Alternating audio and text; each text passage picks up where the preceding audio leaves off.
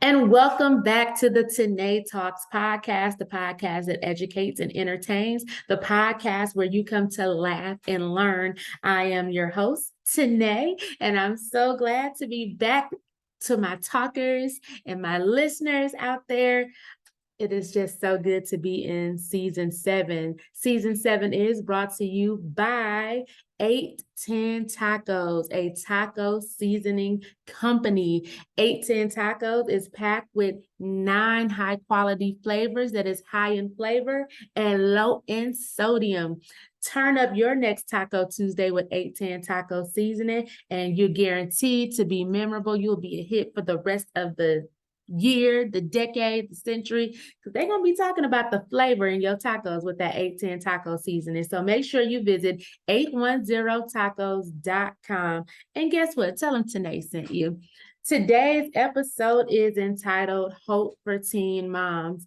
Many of you may have been a teen mom or know of a teen mom or teach a teen mom or encountered a teen mom. All of us, I wasn't a teen mom, but I am inspired by my favorite teen mom. Sometimes I don't like the moniker, but I'll dedicate this show to my good friend, Dr. Sierra Cuthbert, who was indeed a teen mom and did not let that moniker or the stigma or the statistics associated with a teen mom stop her. So shout out to you, Dr. CC, one of the coldest, best OBGYNs in the country. Hope for Teen Moms Spot. Today's guest is Miss Glenda Moton. Miss Glenda Moton is an educator in the Miami-Dade Public Schools. She also is an author, and she wrote a book entitled Hope for Teen Mom. We're going to let her talk more about it. Before we get into that, I want to give you a few statistics about teen pregnancy that you might not have known about. According to the CDC, from 2018 to 2019, teen birth rates have declined. So that's good, right?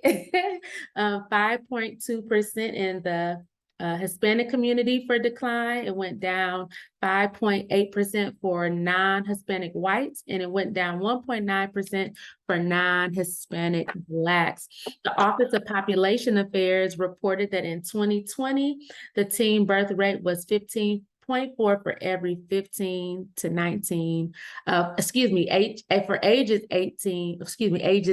15 to 19 for teen pregnancies for every 1,000 persons. So they're on the decline. But in case you happen to know a teen mom or have been a teen mom and you didn't think there was any hope for you, or you don't think there is any hope for you, Miss Glenda Moton is here to let you know there is hope. So welcome to the show, Glenda Moton.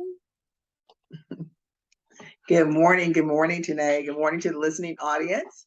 I am so honored to be featured on your show this morning to talk about a book of hope for teen moms, but the title of the book is called Love, Lessons, and Lullabies, a book of hope for teen moms. It is still in production because we're collaborating with the school that's actually going to be telling their stories and dedicating the baby page to their child or to the unborn child. So yes, that's the title of it. Love, Lessons, and Lullabies, a book of hope for teen moms. Love, Lessons, and Lullabies, a book of hope for teen moms. And previously when we talked, you said that there's gonna be actually lullabies, like hush little baby, don't say a word. So let me tell you, I labored over this title. I was like, okay, Lord, I need a title for it because it's all about community, engaging the community.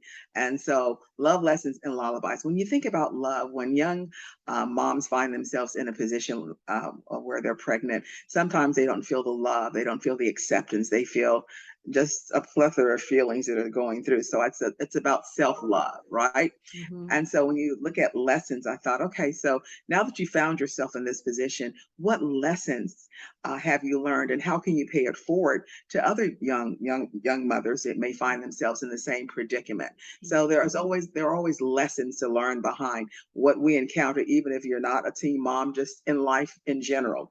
And of course, lullabies. When you think about that, I'm not specifically speaking about baby songs. It could be a song that resonates within them. It may be an R&B, it may be a Christian song. It may be something that while they're sitting in those quiet moments, that they can sit and as they touch their stomach and they can feel the baby move, maybe a song will come up in their spirit and they'll begin to hum. So that's where the lullabies comes in, because every mother, I believe in my heart, has a song for their child. And Yeah. so when you have that self-love, that love, the lessons that you've learned, that you can help pay it forward for someone else that may encounter that same situation. And then, of course, the lullabies are the songs that really resonate, to speak to you and the baby. I really love that. What comes to mind when I think about a song that a mother has in her heart for that unborn child is the song Zion by Lauryn Hill. And in the song, she was in the height of her career.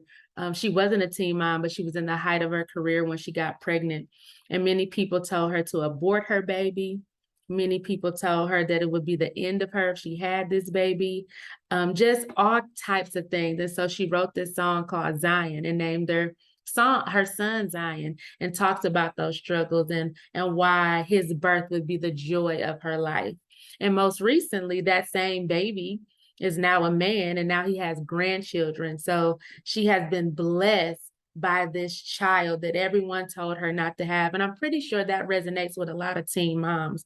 When you are a teen mom, because you're in high school, that frontal lobe is not fully developed. That doesn't become developed till you're 25 years old. You may have been an irresponsible person. Maybe you were a responsible teen, but things happen. Sometimes you get caught up in the moment. And sometimes people are telling you, abort the baby, don't have the baby. It's going to ruin your life. You can't be this, you can't be that. And some of those teen moms, that baby, that child actually saved their lives. Absolutely, absolutely. Um, so the reason why I'm writing in the process, and actually it's the students that are going to be writing their story, telling their stories behind what actually happened, is that I really have a passion for young people in general, but young mothers, because like you mentioned, sometimes they feel abandoned, they feel rejected, they feel, left behind, and they see themselves in a situation where there's nowhere to turn. And that's not exactly the case, because they can tell their stories, they can tell about their journey, and it gives them an opportunity to use the power of the pen really to inspire, write, and to publish or tell their stories. And so it's important that they do that. I remember when we were growing up as young teenagers, we used to have the diaries that had the lock on it. I don't know if you Yes, remember I that, had right? one. I had a So purple one. yeah. So when you find yourself in those low moments, it's always good, even if it's not a low moment, just get a diary, a journal, and just begin to journal and just begin to write, because your feelings are going to pour out on paper. The story is going to be told on paper, and then you can look back maybe a year, 2 years, 5 years from now, and after they birth that child, you can look back through that journal and say, wow, is that what I was feeling during that particular time? I didn't know that I was suffering from depression, anxiety, just a number of things. But journaling is a way to be able to write and to soothe those areas that have just been clouded. And it's also good not to take in a lot of noise. Sometimes there's a lot of distraction. People are telling you you're never going to make it. I knew this was going to happen. You're going to be just like your mother, et cetera, et cetera. And so the bottom line is that, that is not your story. That is not your destiny. I'm referred to as the purpose pusher. So I'm going to push my young people into their destiny. What does it take? It takes someone that has a passion, that has a love, that can encourage, that can motivate, and let them know, this is not the end all be all. I remember I did an interview one time, and I said to the gentleman that was interviewing, I says, you do not have to, I said something to the effect about, you don't have to become a victim of your community. You can become a success. And that's what it's all about, that no matter what you have encountered, the sky is the limit. You just need to know that there are going to be people that are going to be behind you that will support you, push you in the right direction so that you can become successful. Absolutely. You said something that was quite striking. You said that sometimes the teen mom gets something said to them as, you're going to be Never going to just make like it. your mother. Mm-hmm. And I just feel like that indicates to the child, if their mom was a teen mom, and statistics does show that most teen moms, their child becomes a teen mom. But it's such a negative stigma to that terminology. You're going to be just Yes. like your mom, saying as if that child that is now bearing a child was a mistake and in some way Yes. was a terrible decision for their mom to have them. So we need to be mindful and careful of our words that we say to people. This pink weapon right here, the tongue, it's truly the power of life and death. Yes. I say that the tongue kills more people in dreams than a gun would ever, because you can just tear someone down with those words, saying that they'll never be nothing, or they'll never amount to nothing, or you're stupid. The words are very powerful. So instead of Very. discouraging that young lady or even that young man, because when we think about teen pregnancy overall, It's two. it's two. We focus on the mom, and Mhm. sometimes the man is able to go flourish and live his life, but sometimes, both parties have to take responsibility for that. So let's be mindful and careful what we say to the young people. And I'm so glad that those young ladies have a person like you in their corner and in their life.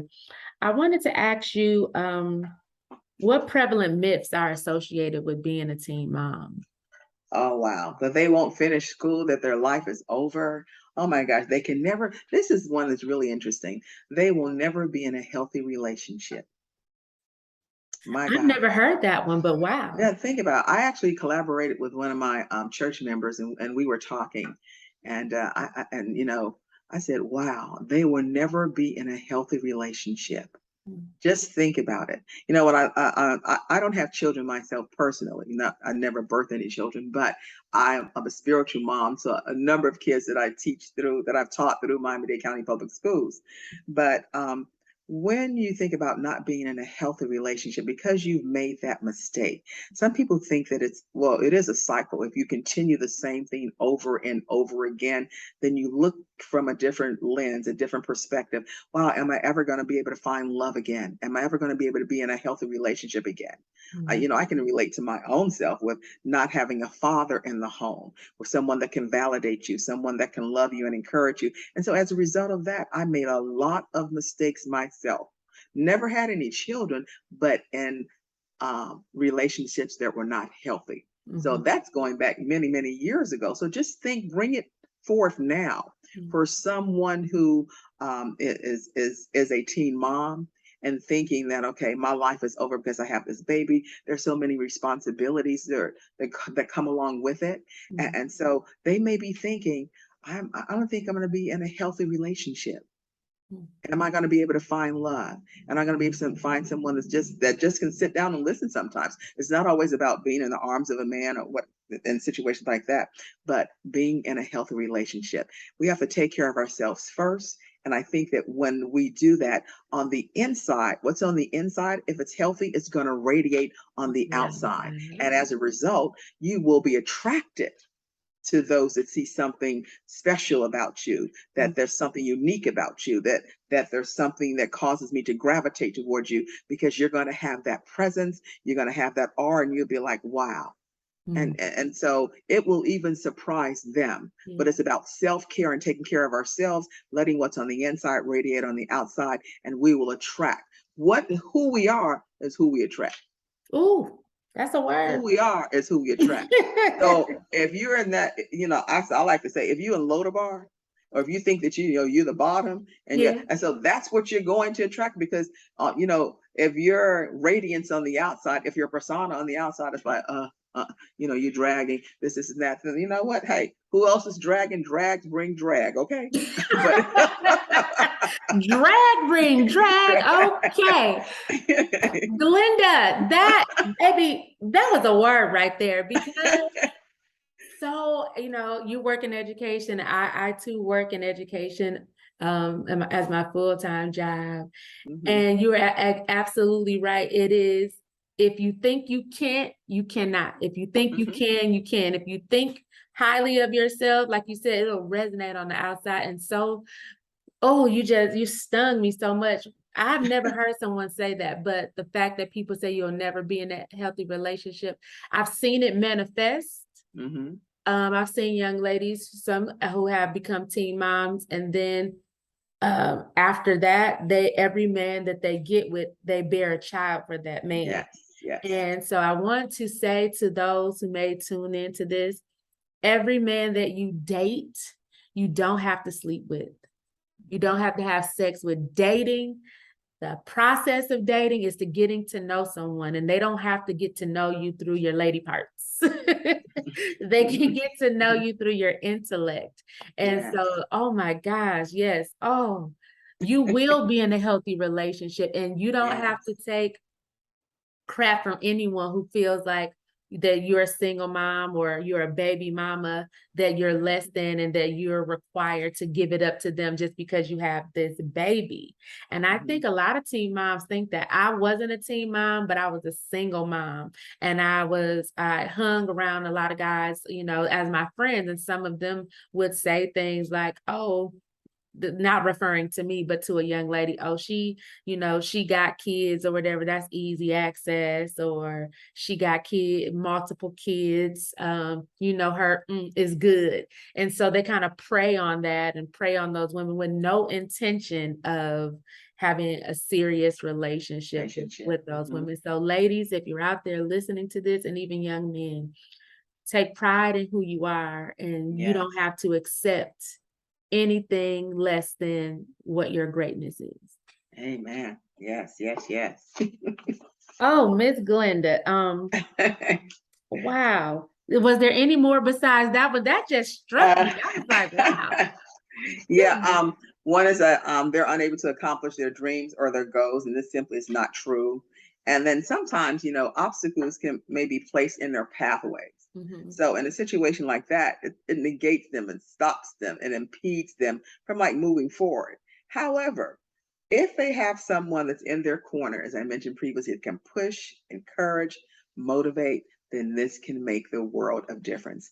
And it's important that we, you know, equip our young ladies, you know, let them know, give them different resources. It's all about education. It's all about knowledge. Knowledge is power, you know, and so, and walk alongside them, you know, during this particular journey. So they can accomplish, they can become entrepreneurs. They can graduate from high school.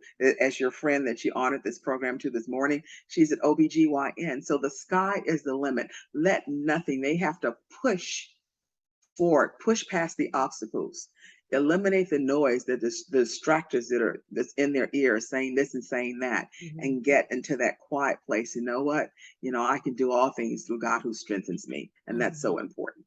That's so important. I think about these teen moms, and we use these, I want to say, catchphrases, right? Things like it takes a village to raise a child. And yet sometimes the village abandons that teen mom. So for those who out there who know of a teen mom, have encountered a teen mom, help her out sometimes, babysit her children for her, so that maybe she can go to that job interview. Sometimes we hear stories of teen moms or single moms who leave their children in a car really quickly so they can go to the interview, so they can get the job, so that they can take better care of their children. And then, you know, CPS is called on them, and then there's a whole cycle of that going on. So if we truly believe in the concept of it takes a village to raise a child, then be that village. Yes. Help that teen mom out, help that mother out, help that young man out. Be the village. Yes, absolutely.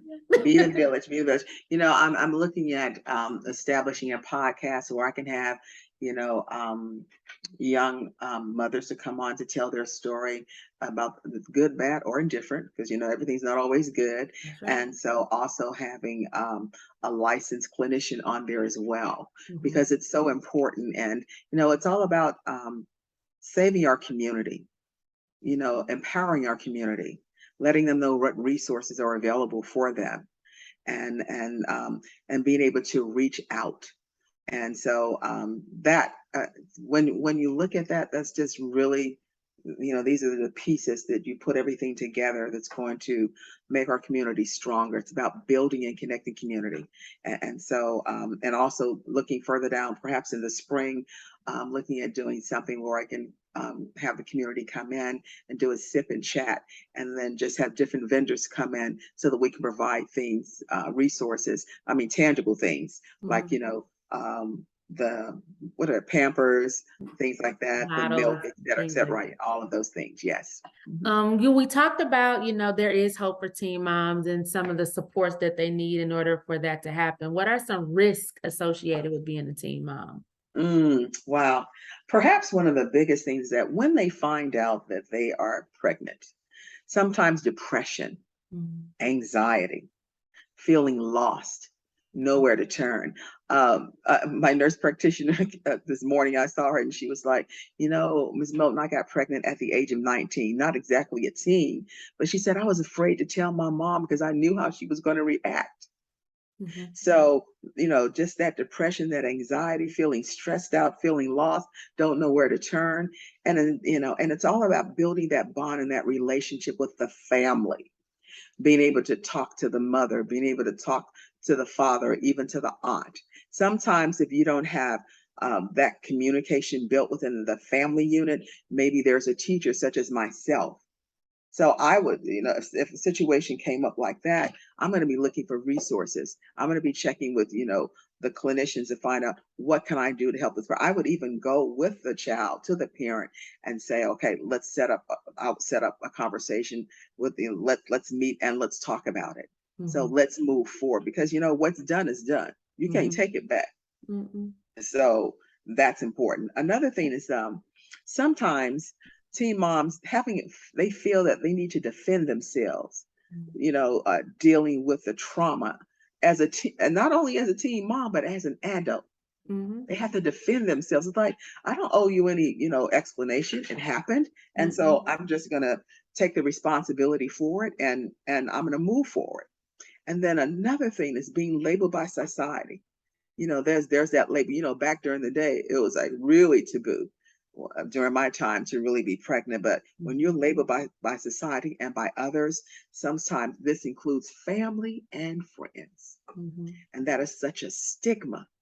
Mhm. And so you may even have a teen mom that may just want to end her life Mhm. because of the situation that they're in. That is not the end all be all. That's not going to solve anything. It just compounds the situation. There's grief that's associated with it. And that's not the objective. The objective is to steer that young mother in the right direction, provide the resources for her, be in constant communication, Mhm. verbally, written, on the phone, etc. Take the child out. Let's sit and have lunch. Let's talk. And because talking is a great avenue. And so those are some of the um, risk in terms of being affiliated with being associated with being a teen mom. And another thing too, feeling cut off by society. Mhm. My God, when they feel that they can't be seen. Mhm. Do you know that there are some young people who have been pregnant, nobody ever knew they were pregnant until the day of the birth?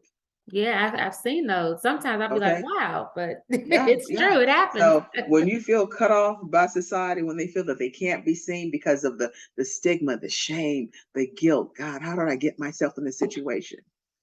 But the whole gist of the matter is that, you know what, we have to, even though they find themselves in that situation, being able to empower them to Yeah. know that, you know what, there's still greatness on the inside of you.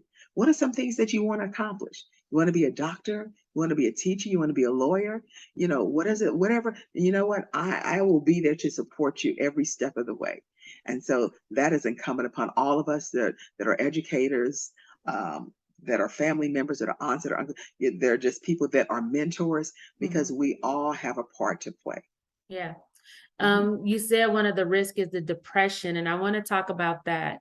Hmm. Depression, the anxiety when you're pregnant produces a chemical called cortisol, Hmm. which can affect the baby, which can lead them to have things like ADHD and ADD.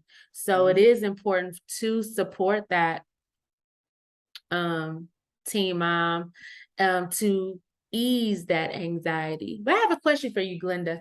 Yes. Do you feel like sometimes the village doesn't want to support the teen mom because they feel like if they're supporting them, they're giving them license to have more kids?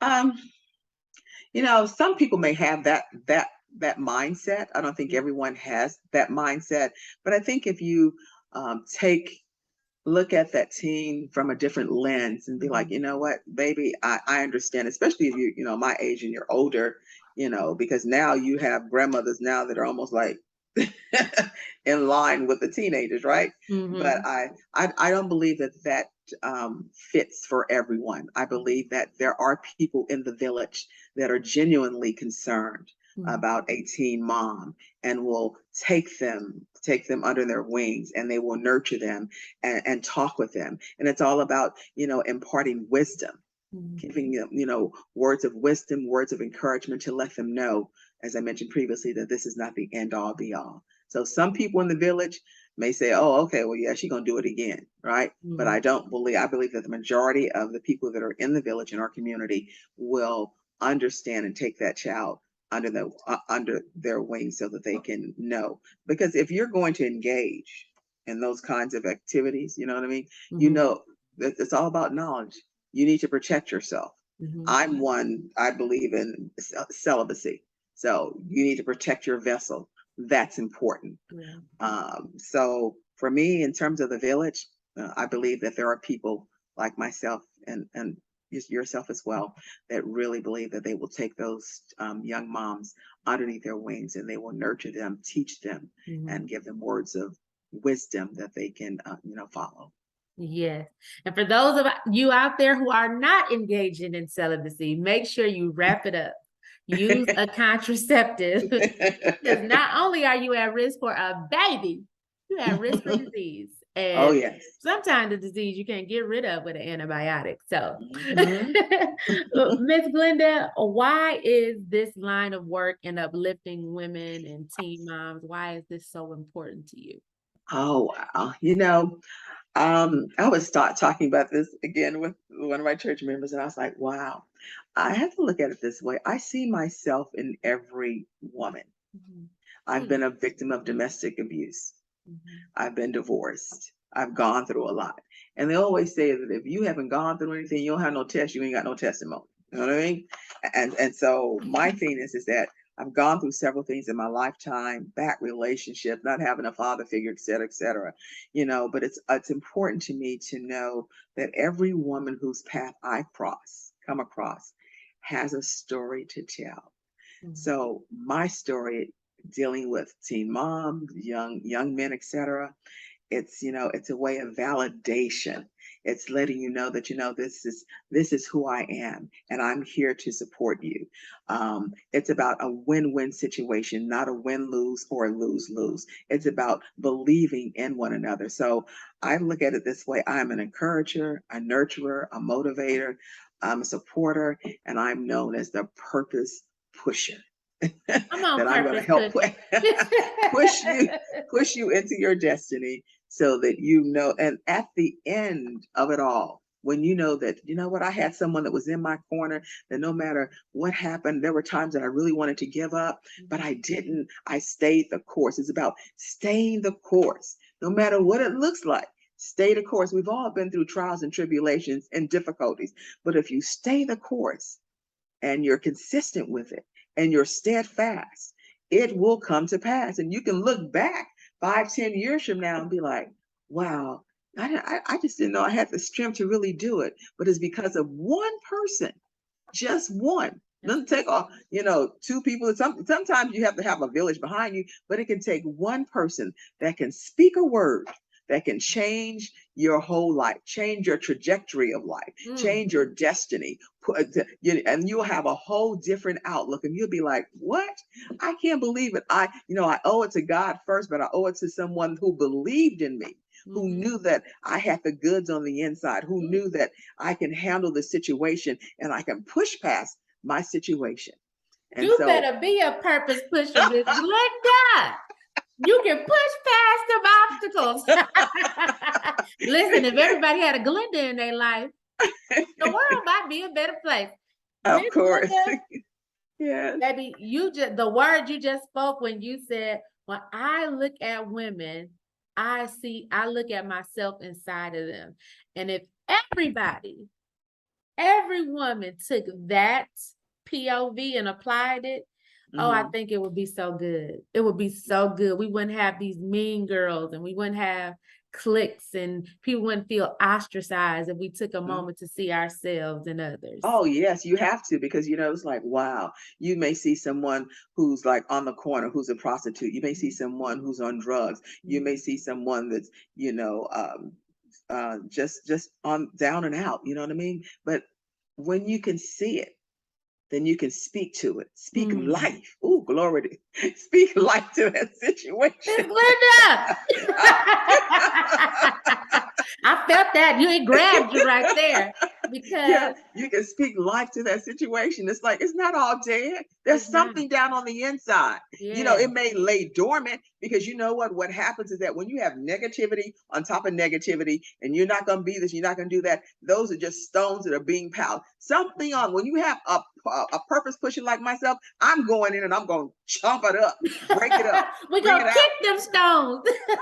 Because the thing of it is, and then when you begin to regurgitate and get all that stuff out of you, then it's like a clean slate, a clean path. And then, things will begin to work for you, and you can see the light of day. But when you got a whole bunch of stuff coming at you, and it's piled up, and there's a negativity of this, and you're not going to do this, not going to do that, and then you don't have the support of the village, you don't have the support of just your family, your friends, even some teachers. I would like to think not, but in some instances that there may be some people, but the bottom line is that when you're able to get all of that out of your system and have a clean slate to where something can be poured into you. Yes. Glory, when something can be poured into you of goodness, of grace. Yes. And to know that you are destined for greatness. This is not the end. It's not the That's a testimony right there, baby. Miss Glenda, lastly, what are some resources that are available for teen moms? Give it to us. Yes. Well, I live in Broward County, and so there is an organization called Healthy Mothers, Healthy Babies, and it's through the Broward Coalition, the coalition of Broward County. They offer so many different services, like coaching services. They offer bereavement support, healing, and they have something called MOMS, MOMS, Mothers Overcoming Maternal Stress. So this is the coalition of Broward County, Healthy Mothers and Healthy Babies. They can just Google the information and that will come up. Another resource is the Broward County Teen Parent Allowance. It's the Children's Services of Broward County, which is absolutely phenomenal. I'm looking at wanting to partner with them so that I can even come in and speak to the girls, to the teen moms, etc. Another one is called the Broward Healthy Start Coalition. That's the Florida Healthy Start, and the Broward Healthy Start Coalition. And the other is the Broward County Parents Resource Directory. There are a plethora of resources, Broward County Parents Resource Directory. So they can just Google that information and all of the information will come up. And there's so many resources that are available for our teen moms.